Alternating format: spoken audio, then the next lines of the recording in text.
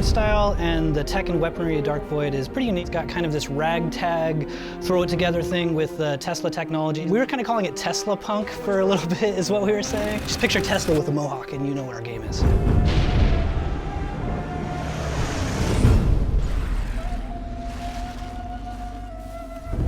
We've got sort of two different factions in this world. One of them is human-based. Then there's this super advanced civilization. So we've got weapons and technology that's just really based in late 1930s technology versus this super advanced stuff. What's fun in the game is, as Will, you get to pick up all this cool Tesla stuff, which is grungy, clunky, chunky, but awesome, and then also have access to this like clean alien stuff. Tesla's able to take a lot of this technology and expand upon it, use his own ingenuity to really, make it usable for humans. The jetpack is pretty much Tesla's, it's the pinnacle of his creation since his time in the Void. It starts out with more of a hover pack and then it evolves into a rocket pack.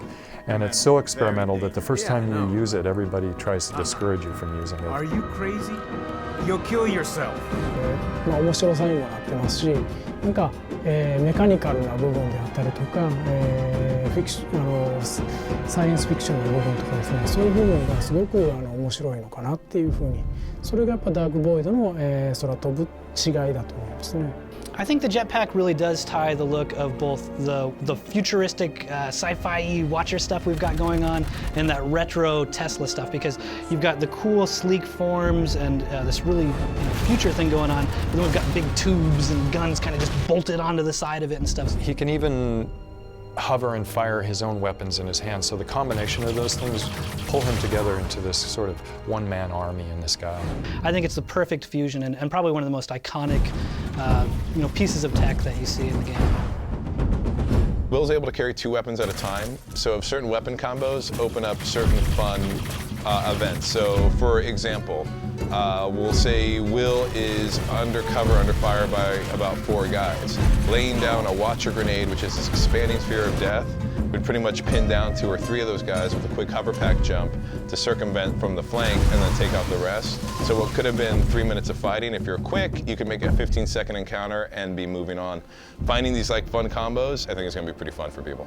My favorite weapon is the disintegrator gun.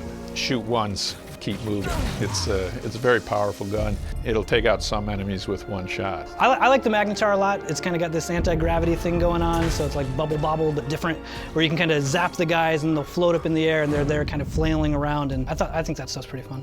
So every weapon has 2 levels of upgrade after you obtain it. So one example, the Liberator, its upgrade path, you get it, it's straight SMG shooting bullets. I think the next upgrade is it's an increase on clip size and a bit of accuracy, which is oh ho hum. The ultimate upgrade is explosive rounds. And that's okay, now this got really exciting. So my rat-a-tat-tat now becomes rat-a-boom-boom. There's a ton of design challenges when you're trying to create a new sci-fi shooter. We looked back at a lot of those old pulp serials and then some of the new modern things like Battlestar Galactica. And of course, we got Bear McCreary doing the music, so that helps. And then we just kind of fused it and merged it together to make something that we think is a little bit different, but still hits that kind of classic, cool sci-fi feel.